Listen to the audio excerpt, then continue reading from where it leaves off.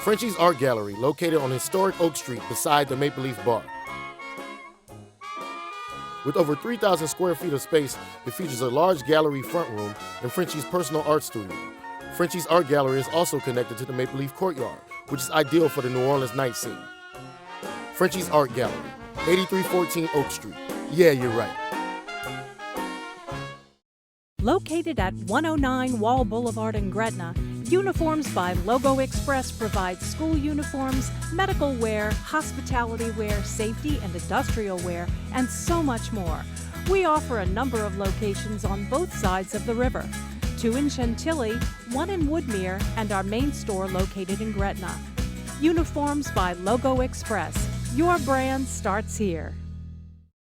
Northshore Basketball Training Center is located at 70239 Highway 59 in Abita Springs. Here we offer developmental programs for all ages, focusing on structure, hard work, effort, and teamwork. Northshore Basketball Training Center also has year-round basketball teams, leagues, camps, training, speed and agility conditioning, and other programs to help enrich our students. Northshore Basketball Training Center, now with a new training facility at 3747 West Esplanade Avenue in Metairie. Well, here's the bottom line.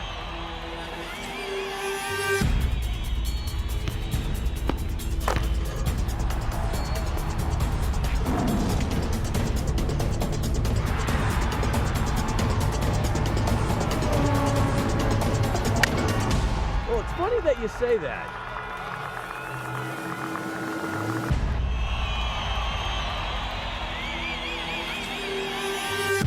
Let me tell you.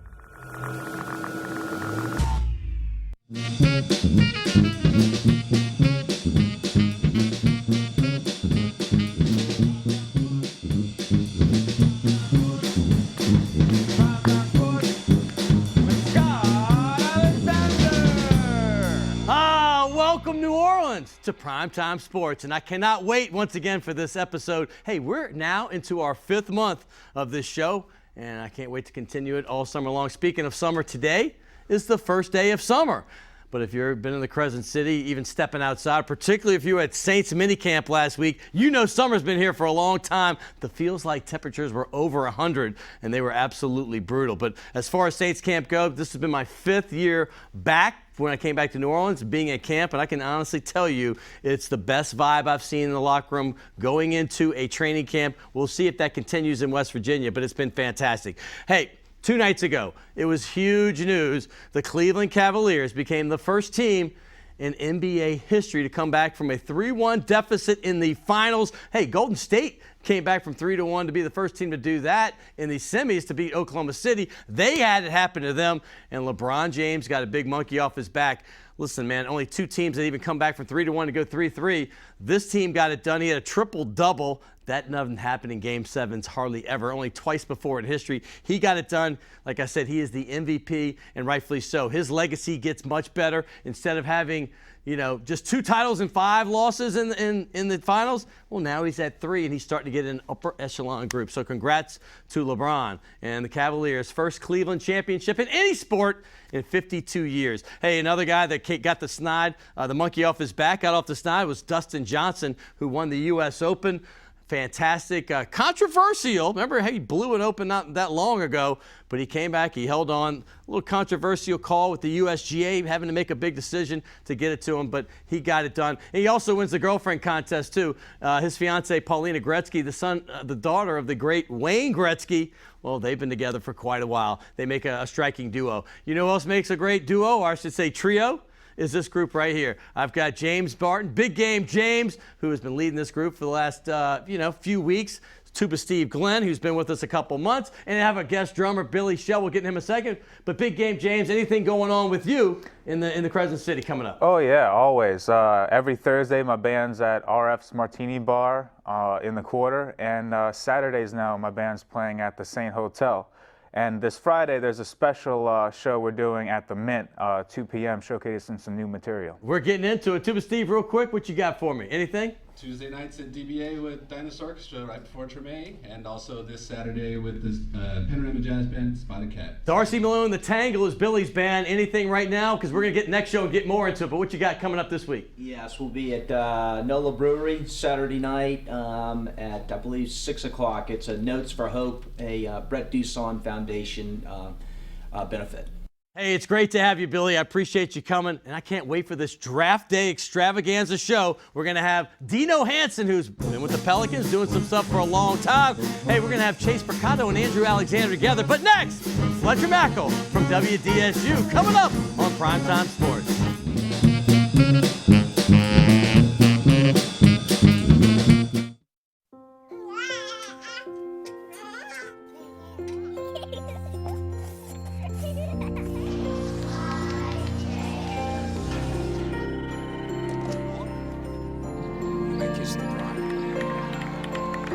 A full life, measured in seats, starts with the right ones early on. Car crashes are a leading killer of children 1 to 13. Learn how to prevent deaths and injuries by using the right car seat for your child's age and size.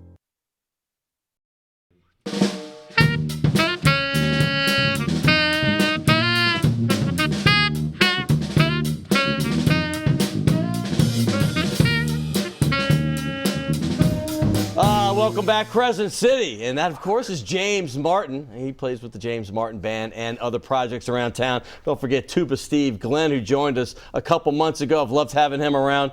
And I can't thank Billy Shell enough. We talked to him in the open of the show, but Darcy Malone and the Tangle is all around town right now, and they're going to open up for one of my favorite bands from the 70s, Kansas, coming up. We'll get into more of that. He's going to come next week as well. But, hey, right now we know, as I said in the open, this is NBA Draft Special Show. But I can't start this if I have Fletcher Mackel from WDSU without at least talking a little bit about the Saints, because they just wrapped up mini camp. They had OTAs before that. First of all, welcome to the show, Fletcher. Thanks for having me back. Good to see you again. By the way, WDSU, Channel 6, he's been a mainstay, obviously, with Sharif Ishak in the sports department. His twin brother, Travers, who looks pretty much identical to him, does a bunch of the news and the reporting. Hey, but let's get to it. The Saints, real quick, a little more optimism. I know every year, this time of year, springs optimism, but this year, it just seems like a little bit different vibe. What is your take on it? Yeah, no, I agree 100% with you. This is now my 15th season covering the Saints, which makes me feel a little maybe older, I guess. And you're still a decade younger than me, but okay. Yeah. Right. But I do feel good about this team. I think there's been a lot of rhetoric the last few years about getting back to the DNA that made this team special, about getting back to their roots, but I don't think that was ever reality. I really do believe that it's a reality this year. That I'm not saying the Saints are winning the Super Bowl, but I am very confident if Drew Brees stays healthy, barring any crazy injury, that the Saints are going back to the playoffs. I love Laurinaitis. I love the last two draft classes. I love guys like Delvin Breaux. I really like what they've done, and it feels Sean Payton, re-engaging with New Orleans, if you will, re-upping and signing the deal. It just feels different than the past few years. Didn't that set the tone, though, when he had the press conference right after the season? There was those 2 days of uncertainty. You didn't know if he was going to stay. And everybody was like, oh, he's just putting on an act. But I've seen it go into training camp. And I've seen, when I talk to a guy like Laurinaitis, who hasn't been here, he just says, listen, this locker room is something I'm not used to. I'm not saying the Rams were ever great, but they had some good guys on that team. He said, this is the closest locker room I've been in, and I'm looking forward to the rest of the way. Yeah, without question. And again, I think that they've got the right mix of veteran and young players. I think that they've got the right guys. They invested in knuckleheads that were just horrible decisions like Junior Gillette. And I think they've ridded themselves of some of the problem people in the moments that you need guys to show true character and true grit. They didn't have those guys, or they didn't have enough of those guys. And now I really think they do have those people. Kind of astonishing when you think two of their team captains in the last 2 years have been Brandon Browner and obviously Junior Gillette. And that just shows you how far off the reservation they had gotten from what made them great. Right. Well, let's get to the Pelicans, because this is what it's all about right now. They haven't had a draft pick, literally. I mean, they drafted Nerlens Noel a few years ago, but they traded immediately for two firsts. For Drew Holiday, they gave up 2 first-rounders. Last year, they gave it up for Ashik. Now, you have a marquee pick. You have the 6th pick of the draft. And, I know it's going to be a domino effect. You're probably going to get who's left, but it's going to probably be a pretty good player. Yeah, I mean, look, I think there's 8 really good players. I think most people would tell you that there's probably a top 8, and then somewhere between 9 and 20, it's hard to differentiate between that next wave of guys. I'm still not sure the Pelicans are going to keep the pick. I'm curious to hear what Dell Demps' ideology is, because his ideology has been, I went back and listened to an interview from 2 years ago, and 2 years ago we asked him about trading away so many draft picks. And he said it's hard to win in this league with 18 and 19-year-olds. And I don't disagree with him. I mean, look, Karl Anthony Towns is a great player, but Minnesota didn't go from worst to first because he was the rookie of the year. You go back and you look at some great rookies in this league. Anthony Davis was a really solid player as a rookie, but his team was bad. So it is hard to win with 18 and 19-year-olds. So if his ideology remains the same, then he won't draft Jamal Murray. He won't draft Dragan Bender. Now, if his ideology has changed and they're going in a different direction, well, that'll be interesting to see what they do. But if Dell Demps continues down the path that he started on in 2012, when Tom Benson bought the team, when they drafted Anthony Davis, and when they basically tore it down to build it back up, then I would say you look at guys like Chris Dunn and Buddy Hield, 22-year-old polished college players, both 4-year guys. Dunn's a redshirt junior. Hield's a 4-year player that can plug and play right away for a team that wants to make the playoffs next season. I don't think they're anywhere close to a championship, but I think if they have health, maybe a free agent addition, maybe a nice draft pick that's mature, they can certainly be back in the mix for the 7 or 8 seed in the Western Conference. I think everybody understands that it's probably going to be Simmons and Ingram first, right? And then you have that wild card in Dragan Bender. Who wants to take that chance on a guy who has maybe Porzingis type ability, but maybe not as fast as Porzingis did it with the Knicks? But then you have the 3 you mentioned. You mentioned, obviously, Hield and Dunn. I mean, those would be experienced guys, at least 3- and 4-year players that can fit in. But you have the other guy, the freshman. Jamal Murray. Now, what if those 3 guards go, and then you have the 6th pick, which you mentioned there's 8 pretty much out there. Jakob Poeltl, I have to imagine being one of them. And obviously Jaylen Brown from Cal, and then Dragan Bender. But what if those guards are gone along with Ingram and Simmons? What do you do with that 6th pick now if it's you, Fletcher? I already did my mock draft, and I haven't taken Jakob Poeltl no matter who's on the board. And here's my logic behind that, is that everybody keeps saying you need wing players and you need shooters. To me, everybody who tries to mimic another team usually fails pretty badly. Tom Thibodeau said a great thing when he got to Minnesota. When they asked him, is he going to try to duplicate what he did in Chicago? And he goes, no, I'm going to look at this team, and we're going to play to this team's strengths. And the one knock I've always had on coaches, and I didn't like it when they hired Alvin Gentry, I didn't like it last year at all, is when they said, we're building Golden State down here. You don't just build Golden State down here. It's like all the football teams. There's a lot of football teams that looked at the Saints in 2009 and 2011 and said, we want to do what Sean Payton and Drew Brees did. Well, you don't have Sean Payton and Drew Brees. If you don't have Steph Curry and Klay Thompson and Draymond Green, you're not building the Golden State Warriors anywhere else. So to me, I look at a guy like Jakob Poeltl that could be a two-way player. Anthony Davis has never truly seemed to relish playing center. He's gotten pushed around a little bit as a rim protector, and they've never been able to find that big guy that complements him well. And I look at Poeltl as a 21-year-old, 2 years of college, a polished big that can get up the floor, that plays big, that can pass from the post. And I think this team would be better off drafting a player to make your great player even greater. I understand that you need shooting in the league and you need, guys who can space the floor for Alvin Gentry's system, but I'm just not sold that all these guys are the right fit for the New Orleans Pelicans. Well, the interesting part is we're not seeing the highlights we have here, but the people at home are. I have some Jakob Poeltl shots. The guy is going like he's Michael Jordan from the foul line on a dunk. He's got athleticism, but how does he fit in with Anthony Davis? Well, here's the thing. I think he fits well with Anthony Davis because he allows Anthony Davis to not play center. And again, Anthony Davis played center, I think, 56% of the time last year. That's because of the albatross known as Omer Asik, right, and they were horrible defensively. And so I think that, I look at certain teams, like I look at when the Mavericks won it. Dirk wasn't asked to play center. They had Tyson Chandler to protect the paint, and Dirk could play his natural position in the flow of the offense, how they envisioned it. I think Anthony Davis last year, it was, well, what does he do and how does he do it when we play small? And there were so many parts that just never really worked with Alvin Gentry and his system. And again, I don't know if Poeltl would work perfectly in his system, but I do know that having a big man who could play on the floor with the majority of Anthony Davis for his minutes, I certainly think would be more beneficial than maybe having a younger 19-year-old wing player that you're not sure what you get, that may be a shooter, that may be a good offensive player, that may not be. Again, but I'll say this. Your original question was if Murray, Dunn, or Hield are off the board. Exactly. I don't think Murray, Dunn, and Hield are all going to be off the board at 6. I just don't.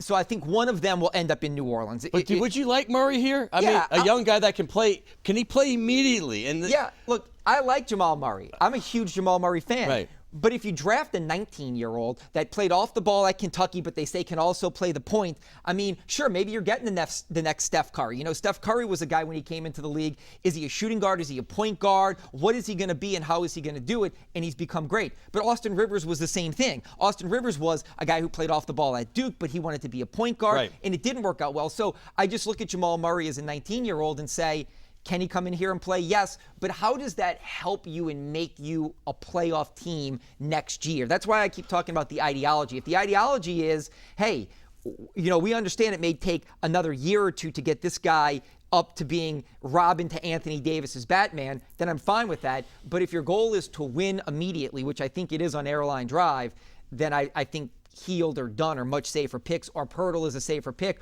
or trade the pick for another young veteran. Okay, there we go. That's where I was going with it.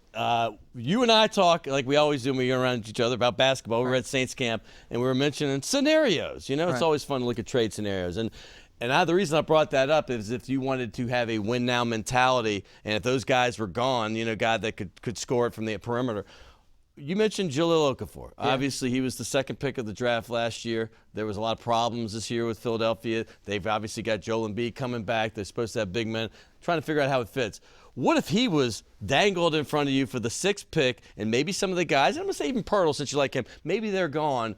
Would you bite? Yeah, sure. I like Jahlil Okafor. I mean, I think he's a guy with tremendous talent. Again, I know people talk about defensively, what does he do and how does he do it? But I certainly think offensively, and I always look back to this. You know, last year I was a big Greg Monroe guy, and I kept saying, you know, I'd love to see Greg Monroe with Anthony Davis. And everybody kept saying, God, the Pelicans will get torched defensively. Well, here's the thing. They re-signed Ashik, and they still got torched defensively. So wouldn't you rather have a guy that scores 17 points? Right, if you're going to get torched defensively, maybe get a guy that's going to score 17 points a night. So to me, I look at, I do think Darren Erman's a good coach, and I do think team defense is very important. That while Greg Monroe's never going to be a great individual defender, I think in a team system he fits better. I think Jahlil Okafor is a team defender, could be a better defender than what he has shown. And offensively, I certainly think he's an excellent big man. So I think that's a very viable option. But I think if the 3 guards were gone, that's the 3 guards that you mentioned, Murray, Hield, or Dunn, then I think Dell in the hierarchy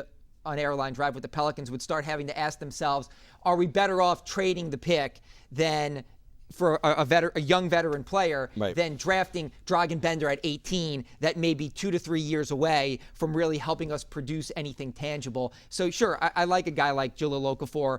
I would have no problem if they swapped the 6th pick. Any other veterans intriguing to you that maybe might be dangled as well? Yeah, I think you look at guys, you know, who knows what the Nets are going to do, you know? That's a dumpster fire. I love Sean Marks. I liked him when he was here in New Orleans. And obviously in San Antonio, he was a hot commodity for general manager. And in Atkinson, their new head coach. Well, I've known Atkinson since when I became an agent. He was the head coach in Paris, and I brought 2 of my players to him, delivered him on his doorstep. That is going to be a great coach for them. Right. So, but here's the thing. They have, some financial flexibility. They have no first-round draft picks. No. I mean, nobody knows. They've kind of done the San Antonio Spurs deal. But would you take Brook Lopez for him? Yeah, I'd probably take. Let me say this.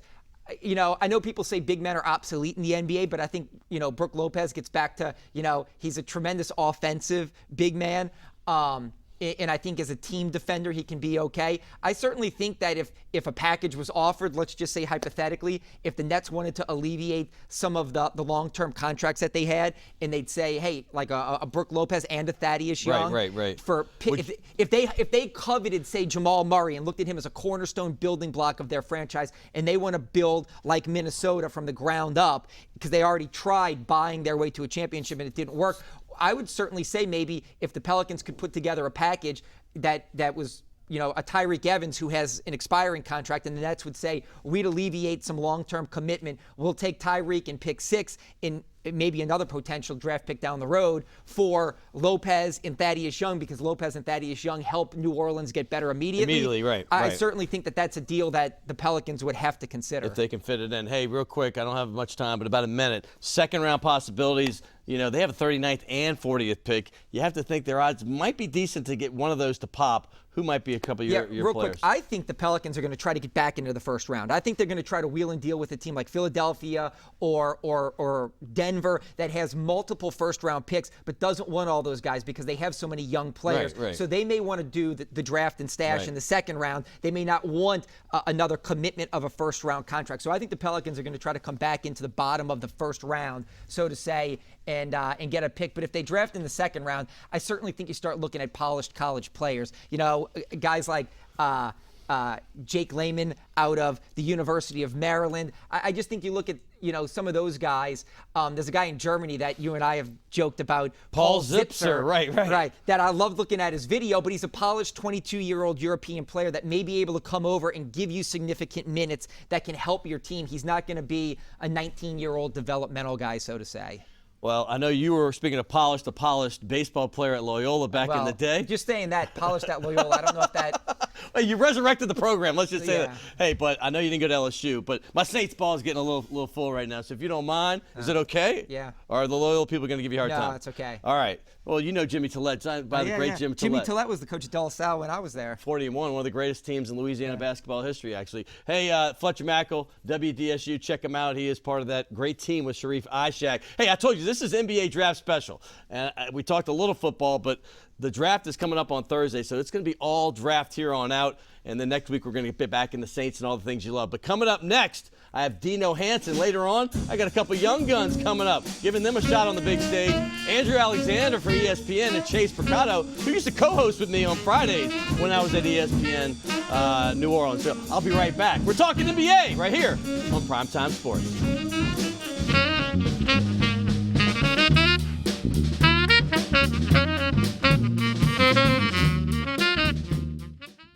My mom is the woman who did the Heimlich maneuver on my grandma. We had just got her food, and then she took a bite of her steak, and I was super scared, and my brother was very little, so he had no idea what was going on. I was really scared, and so I'm really glad she survived that.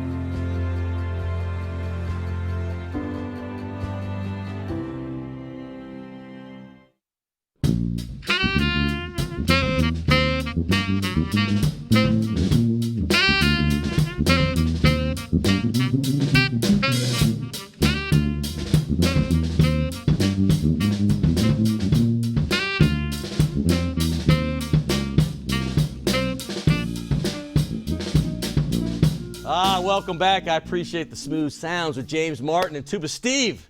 And, of course, Billy Shell, who's joining us on the drums today from Darcy Malone and the Tangle. Hey, I don't normally do this, but I had to this week. Remember we had Dino Hansen on a couple of weeks. We're talking about all the great things he does for the city of New Orleans. You know, the Sexy Saturday show. Who doesn't listen to that? And he's the only guy that gets to atone his sins from that show to the next morning with a gospel show, a little Sunday morning inspiration. So he makes up for it the next day. And here he is right now, Dino Hansen. But I had to bring him back because it is draft time. And right now, that's coming up this week. And I had to bring you back. We didn't get to talk a whole lot. We talked about Chris Dunn last time. But first, before I get into that, I got to let people know. My man is just moving up the depth chart.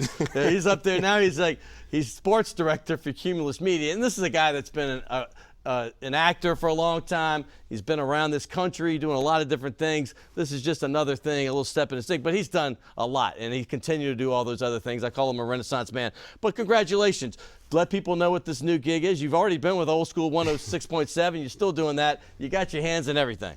Thank you, Scotty. I appreciate it, man. You make me sound like I'm somebody special, man. I'm a regular guy, man. You're the most special dude on this set right here. Just a hard-working guy. But, yes, I've gained the title now of being the sports director for Cumulus Media Broadcasting New Orleans as a whole for all the stations as well. Several. So, which is Old School 106.7, Power 102.9, Nash FM 92.3, and the Underground 106.1.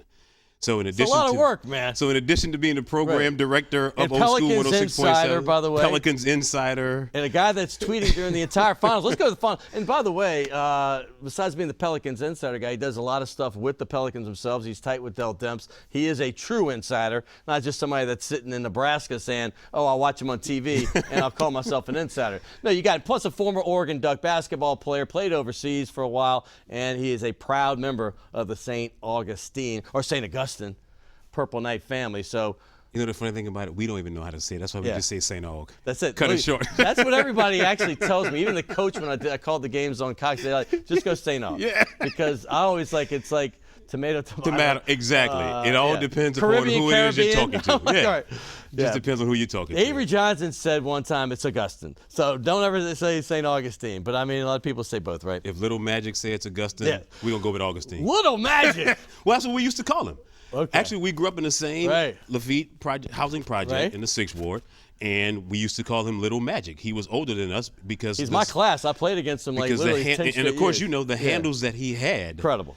So that's why we called him Little He Magic. was a thief on the basketball court. But the ironic thing, he rarely started at St. Aug, and now he ended up being the steals leader in the country at Southern. And obviously, we know the ring he got with the San Antonio Spurs, and a great field general, and now the coach of Alabama. But we digress. Yeah. Let's get back to what's going on. The Cavs 2 nights ago. Wow. Listen, down 3-1. They lost their first 2 games, by the way, by a total of 48 points. Yes. I don't think anybody was giving much of a shot then.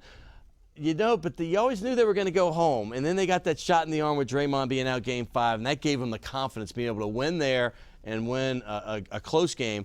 And then you come back Game 7, it was a toss-up, and they got it done. That it was. And a lot of credit has to be given to LeBron. You know, I catch a lot of heat in that people think I am always downing LeBron. And I caught a lot of texts last night, or 2 nights ago, people telling me, why is Dino so down on LeBron? And I'm not downing LeBron. It's just that the way he imposed his will in games 5 and 6, those are the things that I want to see from him consistently all the time. Scotty, you know it's about leaving an imprint on the game, having your finger on the pulse of everything that goes on and being the leader. He most certainly was the catalyst in games 5 and in game 6. There were times prior to that, LeBron would disappear. He was disappearing. He would defer. He was disappearing last night until the last 3 minutes. 2 nights ago in game 7, he was doing some of the exact same thing. He was being passive. He wasn't attacking. So it was never, I am against LeBron. I don't recognize his skill sets. I know he is by far beyond statistics, and so many people put value on all statistics. It's about what did you do during the game that we felt like there was a shift, that you decided to say, hey, I'm going to take over. Not comparing him to a Magic, not comparing him to a Michael, but there was just that fervor that I was missing, that killer instinct, if you will, to put your foot on a team's neck and say, hey, I am taking over now, whether you like it or not. And he did that in games 5 and game 6. Game 5, everybody gave Kyrie a lot of credit for the 41 points. They both had it. But LeBron's the one that answered every potential run that was about to explode for Golden State. He was the one that came down court and got the quick 2. And but let me say this: in the beginning of this show, I did a thing. I took the headline out of the New York Daily News. I thought it was great. It was a big thing, a headline, and I put it in our open. It said legacy versus history going into Game 7.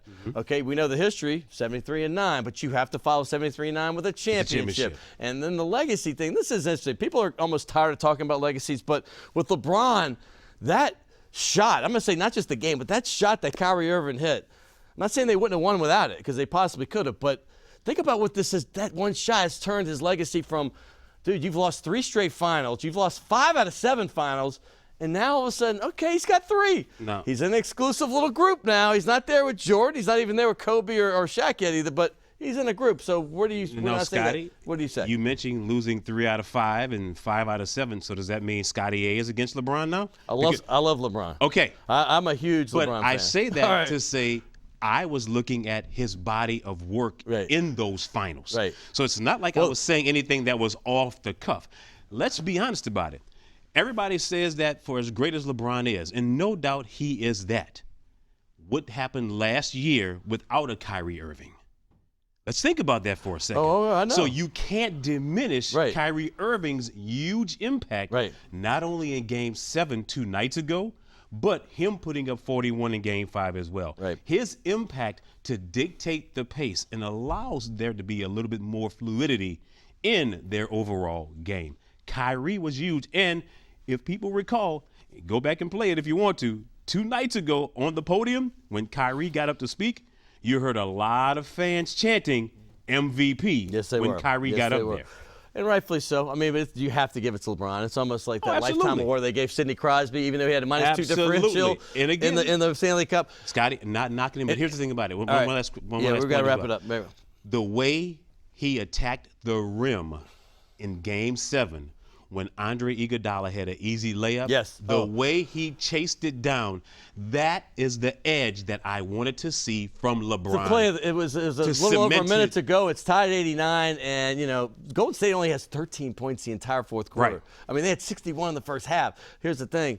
That was huge. J.R. Smith slowed it down to give him the ability to do it, but what I was not wanting to see, for LeBron's sake, you almost feel like you see some crumbling going on.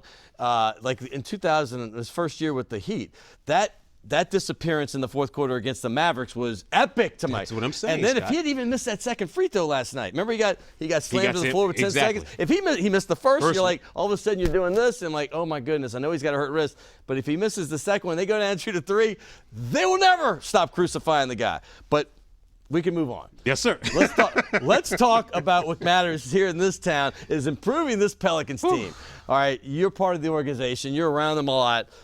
There was a lot of hopes after the 47-win season. And unfortunately, unlike you or I who understand that losing 350-plus games, an NBA record, to injury matters, my next guest is telling me we should get Grey's Anatomy staff in because they need a whole new medical staff. But the fact is, it does matter. But let's get the excuse making out the way.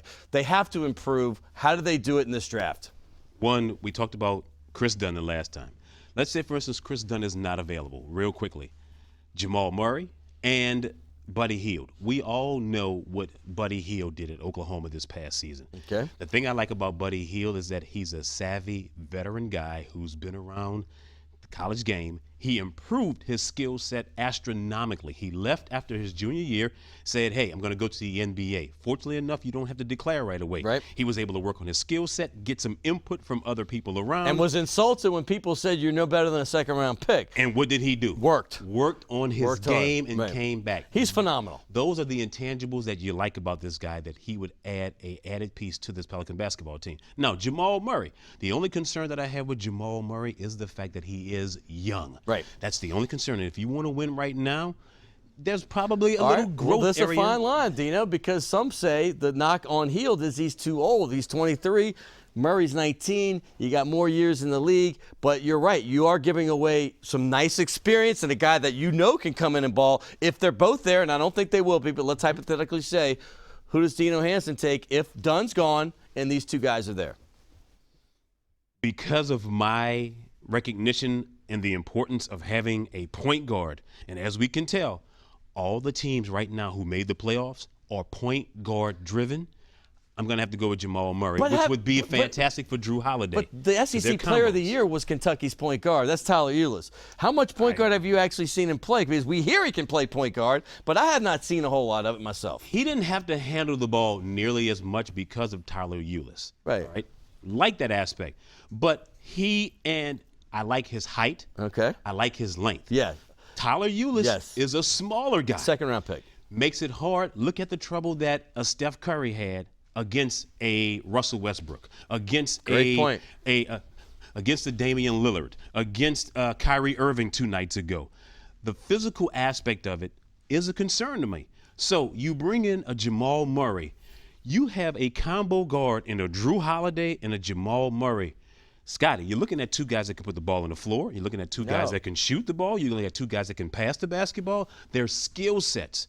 You can't have a smaller type guard in the league to get to that next level. All right, I just had Fletcher on. I have to present this because I know you don't like Project Big Men either, especially with the 6th pick. So let's just say we know Simmons and Ingram are gone early, but what if Hield, Dunn, and Jamal Murray are gone? now you're sitting with the dilemma. Do you maybe look for a trade partner, or do you go with a Jakob Poeltl, or do you go with a Dragan Bender with the potential? What do you do? I'm going to be honest with you. I'll be a little upset at my guy, Dell Demps, if we don't maneuver something. Trade up. To trade up to get How one of do you those do guys, it, though? How do you do it? Give me a scenario. Sure. We have to move a couple pieces. Okay. One. I know where you go. I know where you're going. I know where you're going. Can I guess? Tyreek Evans? Shimmy has to go. I know.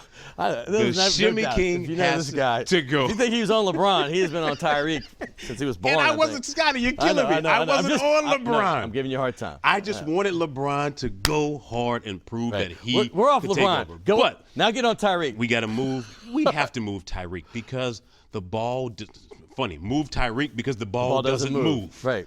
Okay? We have to have a pass-oriented team that understands the importance of AD being our focal leader. So if that means we have to put a package deal together, and I mentioned this to you the other day, Scotty. I texted you this Sunday night saying, Scotty, everybody is tradable except Drew Holiday and AD. No doubt. So whatever deal we need to put together. So you want to go second round, you want to go free agent, you want to stay in the first round, here's the deal. Whoever we need to package together to move up and get a Chris Dunn or Jamal Murray, I am all for it 100%. Well, let me say this. You have to have a guy that can play with AD. And, I mean, that sounds easier said than done. I mean, it sounds like simple to do. It's not. That's why I think getting done is very important. Now, extremely talk about his game and how he would fit with AD if they were able to get it done. The thing that makes Chris Dunn so good as a point guard, again, he's a little bit older, seasoned, savvy Third year, guy, right? Which is going to be huge coming into the league, which means that he can play right now and start on this basketball team. Aside from his 6'9" wingspan and his length, aside from his attacking nature, he can also shoot the jumper. He can free up that space, giving AD an area to roam.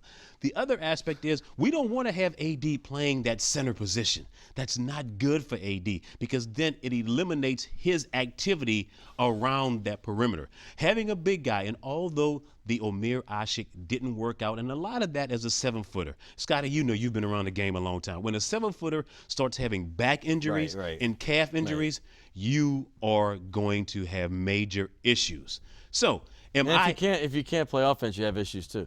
But but he did have a few games. I backed him being signed. Trust me, I did as well. I backed him hard, and I'm like still saying he'd be a good backup if he's healthy. But that said, I did as well. What do you do with the center position, though? I mean, that's the other thing. Well, let's go there. Let's get off the draft real quick. I'll tell you who I like, free agency wise. Hassan Whiteside.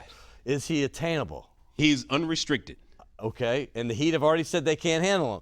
But would the enticement of Anthony Davis be enough for him to come? Oh, yeah. You have inside information because you have a knowing. What you got? What you got? You got to give it. You're on Primetime Sports. You're not going to get this anywhere else. Give it to me. Scotty, Hassan Whiteside most certainly would benefit just as much as AD would benefit having him here in a Pelicans uniform. He's a rim protector. He's a rebounder. Look at his ceiling. It's still growing. It's one of the most improved players I've seen in the last decade from last season to this season. I mean, it was extraordinary what I saw from him. The confidence level just grew. Which goes to show you he also has the work ethic and the impact that he had on the game. LeBron leaves Miami. Miami is supposed to all of a sudden go in the tanks. Right. There's no Chris Bosh. Really, there's only Dwayne Wade and a Hassan Whiteside. Really? I know. Look at what they did in making the playoffs. They had a huge run. They had a fantastic run. So I like Hassan Whiteside. I'm not too keen on Jakob Poeltl simply because of the fact I don't feel like he has the physicality that is necessary to be a good post guy this early on. And here's the thing about it. You keep hearing that big men are no longer needed or necessary in the NBA. Well, let me ask you a question. What was Tristan Thompson's impact in the NBA Finals? They don't win without him. They don't win without him. You have to have some dirty work. Any other free agents, because we know there's a big hole, at least in my opinion, at the 3. Anybody at that position that if the draft is really only Jaylen Brown at the 3, so you're probably not going to get him or want him. What do you do? Bazemore. By the way, from Atlanta. Aside from and the sleeping, he's a 2-3, but I like him. Yeah, aside from him falling asleep during the game. Yeah, that was hilarious. By the way, that was set up for meme. You can't set up that any better. Yeah, I like a Ken Bazemore. What about Batum from the? I definitely like Nick Batum from what he did from the Hornets. His he grew astronomically as well. He was a fantastic player in Portland. When he got to Charlotte, his game elevated because of a guy like a Kemba Walker. Right. He was able to get into those areas and slash the way he needed to. He's a decent rebounder. He can defend. Another long wing guy. He can hit the open shot. He would be with good. The current guys, real quick, who stays and who's, I mean, like, besides the guys under contract, is there any chance like an EG or Ryan stay, or are they just going to move on and keep Unfortunately, Ryan wants max money, as every player does. Every player thinks they're Batum's max never guy. averaged more than 15 points. He said 14.9 is his highest, and he's going to get max money. This is today's NBA. The salary cap is even going up higher than we thought. Correct. Right. There were some issues, and you saw them last year as well, with Ryan and Coach Gentry. A lot of issues. No, it got ugly for a while. It really did. I mean, got ugly. It was uncomfortable. I don't know how you mend that aspect. Right. I don't know if Ryan can get over it and let it go. Right. I don't know. Ryan is a good locker room guy for this basketball team. The knock on Rhino has been the fact that, of course, just like a Kevin Love, he's a defensive liability. And he's somewhat consistent. I mean, listen, there's times Rhino, I would put him on the all-star team with like a month stretch of playing. Mm-hmm. That's how good he's played at times. Right. And then he'll disappear for a few weeks, and then he's always got the chronic injuries. But let's talk about what they can get. Second-round possibilities, because they do have the 39 and 40. What would you do with those? Would you package them? Or you have any ideas of some guys that might be able to contribute? In the second round, guys that I like was they brought in a couple of guys. The Pels brought in a couple of guys, one being Gary Payton II. Yeah. That was one guy that I like. What do you like about him, real quick? Because he's different from his dad in a lot of ways, but he's also a two-time Defensive Player of the Year in the conference, so that means a lot. That's what I was getting ready to say. Especially me being a Pac-12 guy. You know, I live and breathe it all day and night. But that's a Beaver and you're a Duck, so. But I also got over the fact of the glove talking trash to me my freshman year as well as I came out the locker room. That is awesome. Yeah. That is awesome. My freshman year. He talked trash to the maintenance man. My freshman year, I come out of the locker room, okay, and we're in warm-ups. Right. And one thing about GP is that he was a very astute guy. He knew who was on what team. He comes up to me as I'm running back to the half-court line, warming up, and tells me specifically, if you touch the ball at all during this game, I'm ripping you every single time. And you know he's doing it. And you Maybe know not to you, but he's doing it. He's the best defensive player I've ever seen, by the way. Gary Payton II. Okay. I also like from Kansas, which is Perry Ellis? I like or Perry Wayne Selden. Ellis. Perry I like Ellis? Perry Ellis. Okay. Because of his. Isn't he like 36 years old, though? He has an AARP card as well. He looks like he's at least 40. All right. He looked that way when he was a freshman, though. I know. He's a great player, though. I like his game. That he is. He's a consistent player. Yeah. And that's the thing about it. This team needs guys who are going to be consistent, and you need guys who are going to have some seasoning, if you will, and who can attack. We need some aggressive guys on this basketball team. We have a team full of nice guys, and that's great. Yes, you're right. That's it. I have to bring you back in August because we're going to talk about this issue. Once again, me and Dino just scratched the surface and we can't get there. But I enjoyed this. I never bring a guest back within the same month, and I've had you back twice. Hey. I'm honored, my man. This Thank is you, a great restaurant here in town. Hey, I don't know if you've been to it, but there's one in the Warehouse District and Metairie. Scotty, can I tell you something real quick about Legacy Cafe? All right. Well, Legacy Kitchen. I'm sorry, man. I'm not sure we're supposed to say that. But I'm going to say Legacy. Can I tell you something about Legacy Kitchen? Sure. Literally 2 days after you gave me this gift card. I'm not sure if it's legal, but all right. I was there. What's not legal? I'm just joking. It's great. Okay. They were fantastic. The service was impeccable. Wow. The food was great just as well, Scotty. It's great. It's great. So thank you. I got to pay for my meals there, but I will gladly go back and hey, real utilize quick. This. Yes. I know this. You went to Oregon, so you probably don't want to sign the LSU ball, but I do have a Saints ball. Your choice. I don't have a basketball yet. I'm trying to find one. I can get you a basketball if you want. All right, deal. But here's the thing about Pelicans? Here's the thing. I will get a Pelicans ball for you. I will sign the Tigers ball simply because of Leonard Fournette Jr. St. Aug guy. Right. Additionally, his dad and I, best friends, childhood best friends. And you might want to sign it by this guy because they used to whip your butt when you were at St. Aug at De La Salle. Oh, De La Salle did not beat. 40-1, by the way. 40-1. Scotty, hold on. As a matter of fact, if you would like, I was already going. I can show you the clipping. I was going. I can show you the clipping where I put up 25 against De La Salle. Bring the clipping in August because I got to see it. And we beat De La Salle. I know. In De La Salle on St. Charles. Hey, we've and been out of high school for 3 decades. Look, It's and the all other good. thing is, well, you brought up Jimmy Gillette. I know. And the other thing is the fact that Jabbar Jaluk is now their running back coach, and he is a great friend of mine as well. Another St. Aug guy as well, childhood friend as well. Check him out, Sexy Saturday. Check him out on the gospel show, Sunday Morning Inspiration, 106.7. That's old school, just like Dino Hansen. But we're coming back. We're going from old, not really old, but old school. Come on, brother. Too young. I got 2 young guys coming in getting their first time on Primetime Sports. Chase Mercado and Andrew Alexander. They've both been on ESPN Radio many times. They're coming up right here on Primetime Sports.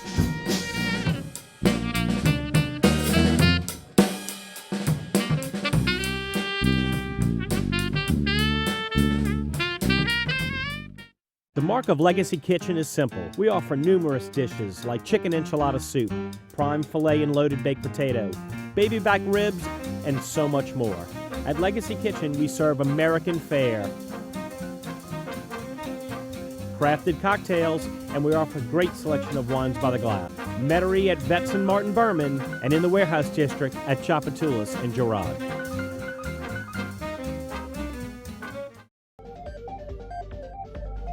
I burned for health. For never being big again. I burned for my family. For my 10th high school reunion. For swimsuit season. I burned for myself.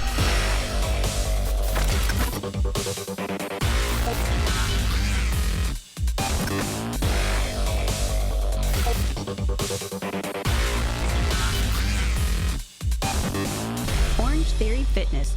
Keep burning. Crescent City Steakhouse, a true neighborhood restaurant operated by the Vojkovic family since 1934, is the oldest steakhouse in the city of New Orleans. Serving only hand-cut, prime-aged, corn-fed beef for over 80 years, Crescent City Steakhouse has become a dining destination for both die-hard locals and adventurous travelers who seek traditional, timeless New Orleans cuisine. Crescent City Steakhouse, 1001 North Broad, on the corner of St. Philip, in the heart of New Orleans.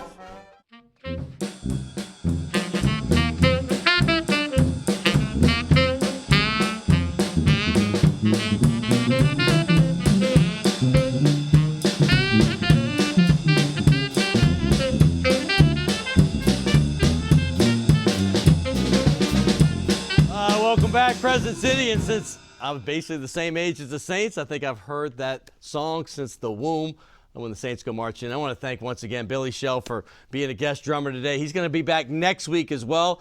Check him out with Darcy Malone and the Tangle. What a great band. I love this band.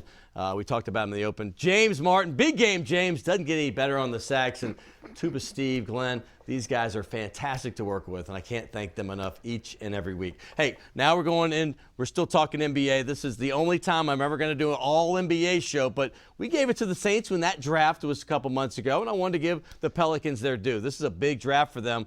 But before I get just into the Pelicans, I want to talk, because I was with Dino and Fletcher, and we talked more Pelicans and what they need, but I want to get a quick overview of the NBA draft as a whole. I have Chase Mercado with me, and I have Andrew Alexander. Good to be here. One was with ESPN. Chase did the show with me on Fridays for a year or so, and Andrew is with ESPN New Orleans right now. But hey, first of all, let me start with you, Chase. The NBA draft, it's not just the Pelicans. There's 5 picks before the Pelicans. There's always trade rumors. Sometimes they come to fruition. Sometimes they don't. I know you have your ear to the grindstone. Some say the nose. I say the ear. But what are you hearing? There's 2 teams right now that I'm hearing a lot about, and that's the Los Angeles Lakers and the Boston Celtics. 2 separate reasons. Boston has all these assets that they've been building up for the years past. They have 3 first-round picks. I think that last year when they struck out on Jahlil Okafor, that's the piece that they're missing. They bring him in, they got everything else going, and I think they're going to try to trade that 3rd pick to the 76ers, give them the 1st and 3rd pick, and let them what they want to do is build assets. Very interesting thought process. You're right, because you have to figure the perimeter players are going to be the ones left that can play immediately. Dragan Bender, we have to all agree, is probably a little bit of a project. So that makes sense. You get them another big guy, which they've been needing desperately to go along with Isaiah Thomas and those guys. I can see it happen. And that all is a result of the stockpiling they did when they got rid of Paul Pierce. They, of course, got rid of Kevin Garnett, and they fleeced the Nets for all these picks, and now they're coming to fruition, and it might pay off for an all-star, potential all-star, I won't say veteran, but a guy that's going only into his 2nd year. So that makes sense. As far as you You always have some crazy ideas, Andrew, about, you like me. Your mind starts thinking, what could possibly happen? And I don't know where you're going with this, but do you have any trade scenarios that might blow us away? Well, with Dell Demps, he has a propensity to really just shake things up, and he's been trading away picks. He's been, notorious for doing that. And my thought is sort of, the Pels had, 300 games where guys missed this year, 350 NBA record. Just let's blow the team up right now. Blow it the up. team up. And here's my trade Where's proposition. Anthony Davis going? Anthony Davis is going to the Philadelphia 76ers. Wow, you're really blowing it up. You're trading for the I was number just one joking. pick. You're trading for 5, 6 picks. How many picks you can get from the 76ers? And you're going all in with a guy who can handle the ball in Ben Simmons, a guy who's kind of the future of the league. He'll develop that jump shot and he'll be the cornerstone of your franchise. AD is not going to play past the age of 30. AD is chronically going to be hurt. AD is going to continue to get worse, I think, because his body's going to continue to break down. What's the actual trade? Give me that. The trade is Anthony Davis, and you'll take the and your number 6 pick if you're the Pelicans for the number 1 pick for obviously Ben Simmons. Right. Whatever expiring contracts they want to get rid of, maybe it's Okafor, maybe it's Embiid, maybe it's Noel, and your first round pick for next year. Well, you're also getting an Embiid or an Okafor. That would be giant. Now this gives me an opportunity to talk about Simmons. We haven't all show. I've had Dino Hansen and Fletcher Mackel on earlier. We didn't get to talk about him. Obviously, he's projected to be the first pick regardless. I think a lot of people are scared of Ingram's NBA body. It's not there, and it might not ever really be there. Whereas Simmons, you're talking about a guy that potentially can be a 6'10" kind of point guard at times, certainly a point forward. What would he bring to not just the Pelicans, but any team that drafts him? You saw at LSU, he's got he can play and guard multiple positions. He's a guy who's very comfortable, like you said, being a point forward, sort of like LeBron James. He's got the height, he's got the ball handling skills. He's kind of a wizard in the lane. He finds people. His vision, his court vision is uncanny. The way he can achieve assists in a game and find people in traffic is really what helped him thrive at LSU. And I know LSU, they didn't have a great season. They didn't make the NCAA tournament. That wasn't on Simmons. He can score. He can get to the paint. He was averaging 20 and 10 the entire season.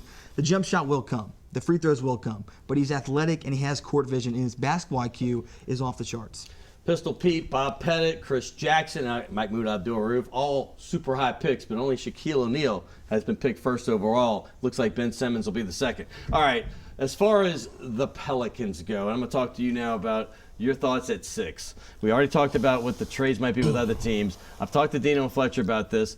If everything goes to, what do you think is going to fall, and who do you think might be the best piece for them? Well, Scott, really, I've been breaking down the NBA mock draft. I watched the entire scouting combine, and I think there's really one answer to the Pelicans at number 6. And I know we've talked about him already this show, but Chris Dunn is that answer. Well, you're talking Couldn't agree more, by the way. You're talking about the next John Wall if this guy doesn't get hurt. His pick and roll game out of college going to the NBA, it's something that the NBA right now, you're seeing with Kyrie, LeBron, Steph, Draymond Green. You put Anthony Davis with Chris Dunn in the pick and roll, this guy is going to be lethal. He's going to get other guys open. And what I like about him, Scott, is he's not scared of the moment. But do you think he can be there, though? Because, the Timberwolves are looking to replace Rubio. What do you think about that potential? Because, do you think the Pels should maybe dangle a Tyreek Evans and move up, or what can they do together? I really think the way the things are looking right now, I think that Jamal Murray is who the Timberwolves are really locked in right now. All right. Just because I'm hearing that he fits into that system. He's someone that can take the pressure off Andrew Wiggins. You saw Andrew Wiggins a lot.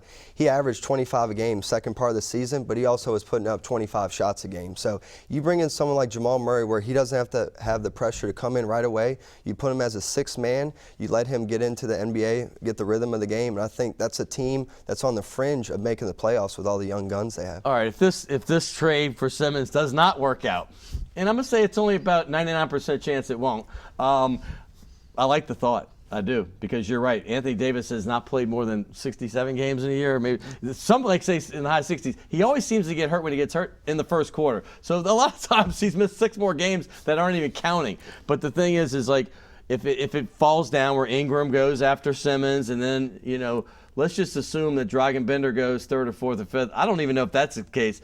What would you do? Who would you prefer, a Buddy Hield, a Jamal Murray, or Chris Dunn, and why?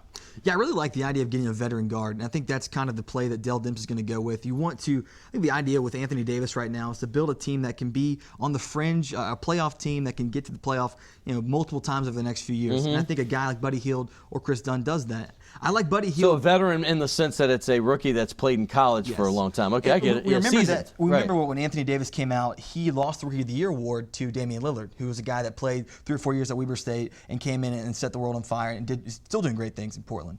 I think that you want to get a guy, and I would probably pick Buddy Hield over Chris Dunn. I like Buddy's clutch factor. He's a shooter. He's a gunner. He makes shots, and I don't know if he's going to be a great defensive player in the NBA, but I know he's going to be able to score points, and ultimately you have to score points to win games. And he's not just a shooter. That's what drives me nuts. The guy gets to the hole, and people that don't watch Oklahoma on a regular basis always say, well, he's just a spot-up shooter. That could be further from the truth. He's a scorer. He's a scorer. All right, let's talk some free agents here before we well, let's go second round first.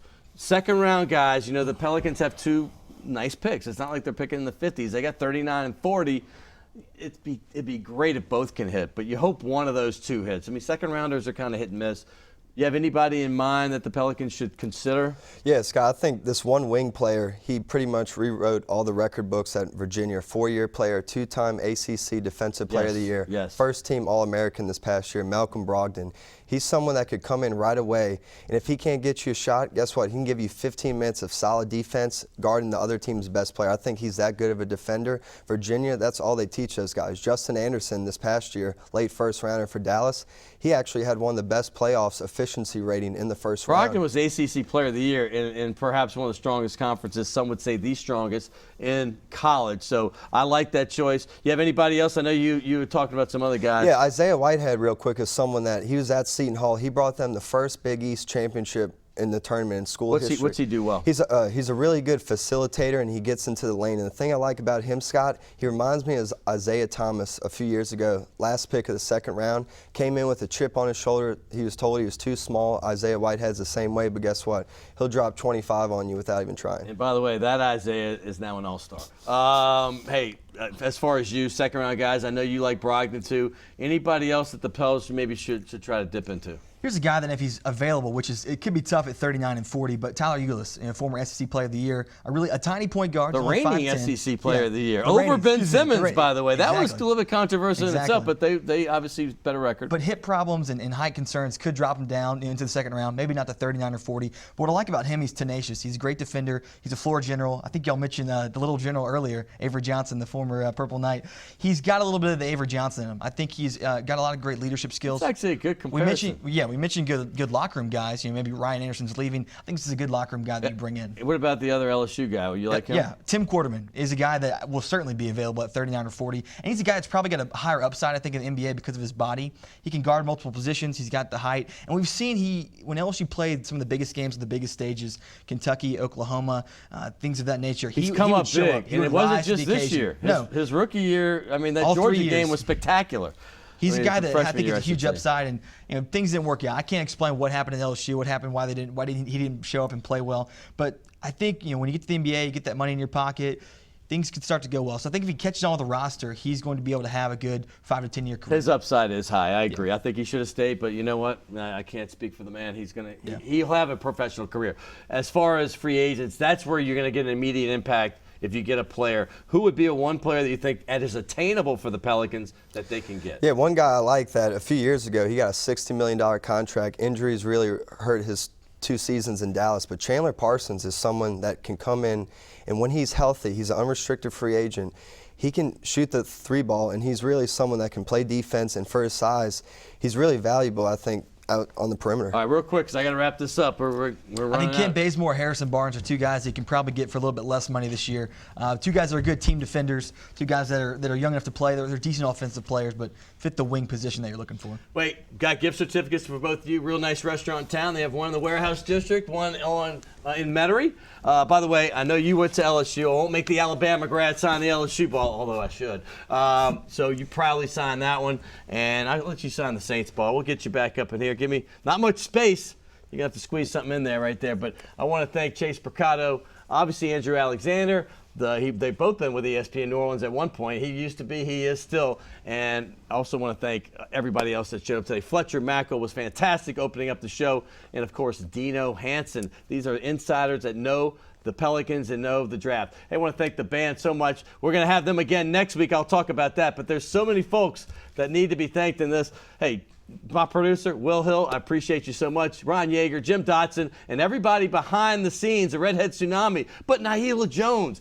Hey, how about Kenny Juno? And don't forget Jay Smooth, Josh Smith back there. And I got to thank Christian Metter for being the audio for the last month. I appreciate each and every one of you. We'll be back next week. We're going to talk more Saints and everything else under the sun. And don't forget to have Mike Dunleavy, the new Tulane coach. Coming up, you're watching Primetime Sports. We'll be back next week.